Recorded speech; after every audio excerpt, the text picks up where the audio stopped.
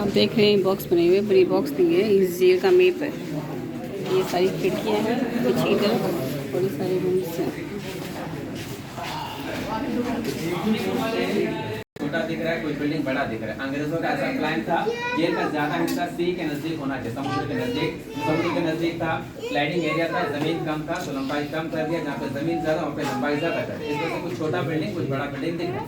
और इस जेल को बनाने का जो इंजीनियर था उनका नाम था मैकलेन, और इस जेल का अत्याचारी जेलर था नाम डेविड पैरी, जो आयरलैंड के थे, आयरिशमैन था। उनका राज रहा था अंडमान में 1905 से लेकर 1919 तक राज रहा। उसके बाद उनका तबियत बिगड़ गया, पैरालाइज हो गया, फिर उनको शिप में चढ़ा करके कलकत्ता पहुंचा दिया। और कलकत्ता पहुंचते ही डेविड पैरी का भी डेथ हो गया। इस वजह से उनके बारे में कहा जाता है कि वतन परस्तों को अपने वतन से दूर रखने वाला खुद आखिरी घड़ी अपने वतन का मुंह न देख पाया।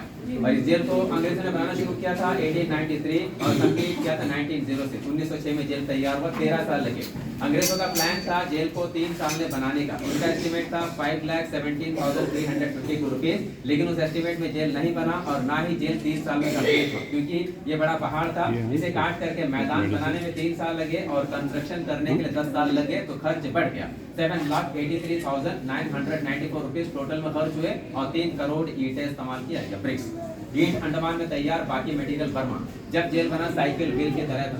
7 बिल्डिंग कमरे थे कुल मिलाकर के 693। एक कोठरी में एक फ्रीडम फाइटर को रखते थे। अकेले रहेगा, मेंटली टॉर्चर होगा, बातचीत नहीं कर पाएगा, षड्यंत्र ना रचे। कोठरी का लंबाई 13.5 फीट, चौड़ाई 7.5, ऊंचाई 10 फीट। कमरा जो है बड़ा है, वेटिंग है पीछे की और 8 फीट ऊपर, ताकि फ्रीडम फाइटर अंदर से बाहर देख ना पाए। ऐसा बनाया है, एक बिल्डिंग का फ्रंट रखा है, दूसरे बिल्डिंग का बैक रखा है, ताकि दोनों बिल्डिंग के बीच कोई कम्युनिकेशन ना रहे।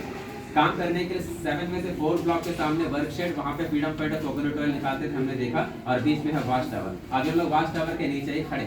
टॉप पे रहता था सिंगल गार्ड, ऊपर से बाउंड्री वॉल वॉच करता था। उनके अलावा 21 separate security guard day night watch करते थे। हर फ्लोर पे गार्ड होता था। गार्ड का डोर बड़ा रहेगा, फ्रीडम फाइटर का डोर हमने देखा छोटा है।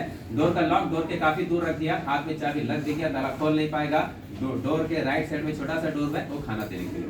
आज हमारे पास 7 में से केवल 3 बिल्डिंग्स बच गया, 176, बाकी 4 हिस्सा पूरी तरीके से टूट गया है। 1941 अंडमान में भूकंप आया था। भूकंप में मेन हिस्सा टूटा, वॉच टावर का ऊपरी हिस्सा। उसके बाद जेल का मरम्मत नहीं हुआ। फिर आफ्टर इंडिपेंडेंस के काफी साल के बाद 1964 जेल का जो हिस्सा रहने लायक नहीं रहा, खराब हो गया, उसे हटाकर वहाँ पे हॉस्पिटल बना दिया, जो आज अंडमान का सबसे बड़ा हॉस्पिटल बन गया है। नाम उसका है गोविंद बल्लभ पंत, जो यूपी के पहले चीफ मिनिस्टर थे। फिर सेलुलर जेल को नेशनल मेमोरियल डिक्लेयर किया था 11 फरवरी 1979, उस समय के प्राइम मिनिस्टर मोरारजी देसाई जी के द्वारा। सेलुलर जेल का इकलौता क्रांतिकारी जिन्होंने जेल के अंदर में सुसाइड किया था, नाम था इंदुभूषण रॉय जी। इंदुभूषण रॉय जी ने 29 अप्रैल 1912 जेल के अंदर में सुसाइड किया था। और अलीपुर षड्यंत्र केस में अंडमान भेजा गया था। पढ़े लिखे फ्रीडम फाइटर थे, हार्ड वर्क का कोई एक्सपीरियंस नहीं था। ईंट के भट्टी में काम करवाने के लिए ले जाते थे, उनसे वहाँ पे काम हो नहीं पाता था। जेल के अंदर का जो काम है इतना हार्ड वर्क के बैग ना कर पाए तो इंसान कहाँ से कर पाएगा। हमेशा उनको सजा भी मिलता था और जेल अधिकारी उनका इंसल्ट भी करते थे। वो परेशान हो गया, क्या किया, अपना जो कपड़ा उसको फाड़ दिया, रस्से जैसा बना दिया, वेंटिलेशन 8 फीट ऊपर, उसी में झूल करके सुसाइड कर लिया। सेकंड क्रांतिकारी पंडित राम रक्ता बाली जी, ब्राह्मण थे, ब्राह्मण जो पहनते न जनेऊ। अंग्रेजों ने कहा जेल के अंदर इसे पहनने को नहीं दिया जाएगा, उसके खिलाफ उन्होंने भूख हड़ताल की और उस भूख हड़ताल में वो भी शहीद हो गए। तीसरा क्रांतिकारी भगवान सिंह जी, पंजाब लाहौर षड्यंत्र केस 1915, उस केस में अंडमान भेजा गया था। तो ये दिन जेलर का राउंड चल रहा था, जेलर के साथ बाबा बान सिंह जी का बातचीत चला। बातचीत जो बिगड़ गया तो जेलर ने बाबा बान सिंह जी को गाली देना शुरू किया, जोर जोर से। सारे फ्रीडम फाइटर सुन रहे हैं, बाबा बान सिंह जी को गाली मिल रहा है। बदले में बाबा बान सिंह जी ने भी जेलर को गाली देना शुरू किया, उनसे भी ज्यादा जोर से। वो भी सारे क्रांतिकारी सुन रहे थे और जेलर में देख रहा है कि सारे फ्रीडम फाइटर सुन रहे, उसे गाली मिलता है, वो नाराज हो गया। सोचा कि मैं इनको ऐसे छोड़ करके चला गया कि बाकी फ्रीडम फाइटर मुझसे डरेंगे नहीं, उनका इज्जत का सवाल था। उन्होंने क्या किया, 2 वार्डर को छोड़ दिया उनके कोठरी में पीटने के लिए, और उनको वार्डर ने बाबा बान सिंह जी को इतनी बुरी तरीके से पीटा, 2 दिन हॉस्पिटल में रहने के बाद बाबा बान सिंह जी भी शहीद हुए। ऐसे सेलुलर जेल में जो 6 क्रांतिकारी शहीद हुए थे, 3 क्रांतिकारियों का जिक्र मैंने पहले किया था, फोर्स फीडिंग में डेथ हुआ था, महावीर सिंह, मोहितराम, मोहन किशोर नामदास जी, बाकी 3 क्रांतिकारी यह भी थे। इन सभी का जो स्टैचू है सामने है, वीर सावरकर जी का पार्क, वहाँ पे आप लोगों को नजर आएगा। इसके बाद अपने ग्रुप वाले आगे कंबल रखा हुआ, 2 प्लेट, खाना खाने का प्लेट है और ड्रिंकिंग वाटर भी रखा हुआ है, वो रखा हुआ, देख करके फिर वापस जाना है।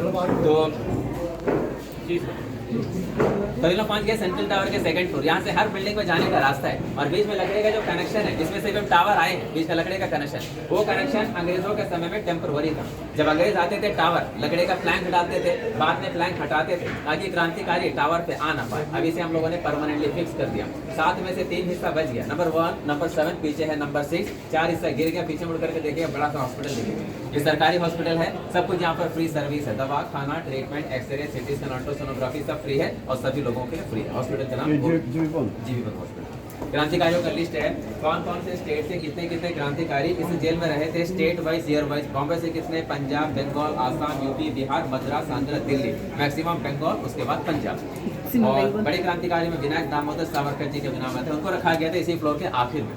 सावरकर जी को श्याम जी कृष्ण वर्मा द्वारा लंदन में हायर स्टडीज के लिए भेजा था, बैरिस्टर का पढ़ाई के लिए। उस समय उनका वहाँ पे मुलाकात हुआ था मदन लाल ढींगरा जी से, जिन्होंने 1 जुलाई 1909 करजन वैली का हत्या किया था। उनका साथ देने का इल्जाम भी लगा। फिर वहाँ पढ़ने के साथ साथ इंडिया हाउस में काम करने वाले कुक के हाथों से बॉम्ब बनाने का मैनुअल और पिस्तौल वगैरह हिंदुस्तान भेजा गया। इस वजह से उनको अरेस्ट किया। अरेस्ट हुआ था 13 मार्च 1910 और उन्हें शिप से इंडिया लेकर के आ रहे थे। शिप का नाम था मोरिया शिप।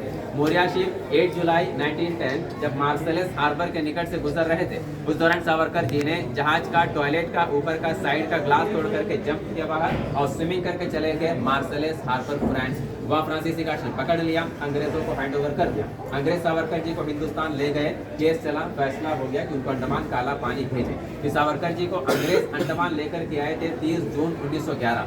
जब लाए थे तो डरते थे, एक बार वहाँ से भाग गया है, दोबारा न भागे, इसलिए ने कड़े पहरे में रखा। क्योंकि जो बड़े भाई थे गणेश दामोदर सावरकर जी, वही से जेल में थे उनसे भी पहले, लेकिन दोनों भाई जो है 2 साल तक आपस में मिल नहीं पाए, एक ही जेल में रहते हुए। फिर 1921 वीर सावरकर जी को जेल से ट्रांसफर करवा दिया रत्नागिरी महाराष्ट्र। कुछ साल हाउस अरेस्ट में रखने के बाद उन्हें रिहा कर दिया। उनका डेथ आज़ादी के 19 ईयर्स के बाद में हुआ था 26 फरवरी 1966। तब उनका एज रहा 83। तो जहाँ गर्मी के दिनों 10 मिनट हमारे खड़े रहना मुश्किल है, उन्होंने अपना 10 साल सेलुलर जेल में गुजारा था। आज अंडमान का एयरपोर्ट उन्हीं के नाम से Veer Savarkar international airport. Cellular jail को अंग्रेजों ने टोटली बंद भी कर दिया जनवरी 1938। सेकंड वर्ल्ड वॉर से पहले सितंबर 1937 से जनवरी 1938 सारे फ्रीडम फाइटर्स को ब्रिटिश से वापस मेनलैंड भेज करके 80 साल के बाद अंडमान में काला पानी का सजा बंद कर दिया। काला पानी का सजा शुरू हुआ था 10 मार्च 1858 वाइपर आइलैंड से और खत्म हो गया जेल में आकर के। फिर सेकेंड वर्ल्ड वॉर शुरू हो गया 1939 और अंडमान में जापानी सैनिक आ गए। 23 मार्च 1942 अंडमान में जापानी सैनिक आ गए। जब जापानी सैनिक आ गए सारे अंग्रेज अंडमान छोड़ करके चले गए, तो अंडमान भी हो गया आज़ाद, क्योंकि जापानियों के साथ में थे Indian national army, Subhash ji के फौज। लेकिन जापानियों का जो टॉर्चर था वो अंग्रेजों से ज़्यादा हो गया। तो 1858 में जिन कैदियों को अंडमान भेजा था उनको तो अंग्रेजों ने अंडमान में बसा दिया था। उनके जो जनरेशन थे उनमें कुछ पढ़े लिखे लोग थे, INA के मेंबर थे, कुछ इंडियन इंडिपेंडेंट लीग के मेंबर थे। अब जापानीज क्या सोचते थे, इनमें से कुछ लोग अंग्रेजों के साथ मिले हुए हैं या उनके लिए जासूसी कर रहे हैं। जासूसी के केस में बहुत क्रांतिकारियों को जेल में बंद किया, खूब टॉर्चर किया और बहुतों को जेल से बाहर ले जाकर गोलियों से भून भी दिया। उसी दौरान नेताजी सुभाष चंद्र बोस जी भी अंडमान आए थे। नेताजी इंडियन नेशनल आर्मी के सुप्रीम कमांडर थे। उनका अंडमान 3 दिन का विजिट था, दिसंबर 29, 30, 31, 1943। तो 38 दिसंबर 1943 सुभाष चंद्र बोस जी ने सेलुलर जेल का विजिट भी किया था और यहाँ से लौटने के बाद लगभग 500 मीटर के करीब आगे है जिनकाना मैदान और अंडमान क्लब है, वहीं पे देश का पहला तिरंगा झंडा उन्होंने फहराया था और अंडमान निकोबार द्वीप समूह को 2 नाम दिया था। अंडमान का नाम रखा था शहीद द्वीप, निकोबार का नाम उन्होंने रखा था स्वराज है। आज यही दोनों नाम प्रधानमंत्री मोदी जी ने आकर के नील और हैवलॉक का रख दिया। अब नील का नाम हो गया शहीद, हैवलॉक अब है स्वराज है और रॉस आइलैंड का नाम अब हो गया नेताजी सुभाष चंद्र बोस आइलैंड। फिर 1 जनवरी 1944 सुभाष जी अंडमान से वापस लौट गए। सेकेंड वर्ल्ड वॉर का एंड 1945 अंग्रेजों का जो रॉयल एयरफोर्स है उन लोगों ने अंडमान में जापानीज के ऊपर बहुत सारे बमबारी किए, जिसके बाद जापानी भी सरेंडर हो गए। 45 में जापानीज चले गए, 1.5 साल अंग्रेज रहे, हिंदुस्तान आज़ाद हो गया 1947, अंडमान से अंग्रेज वापस लौट गए।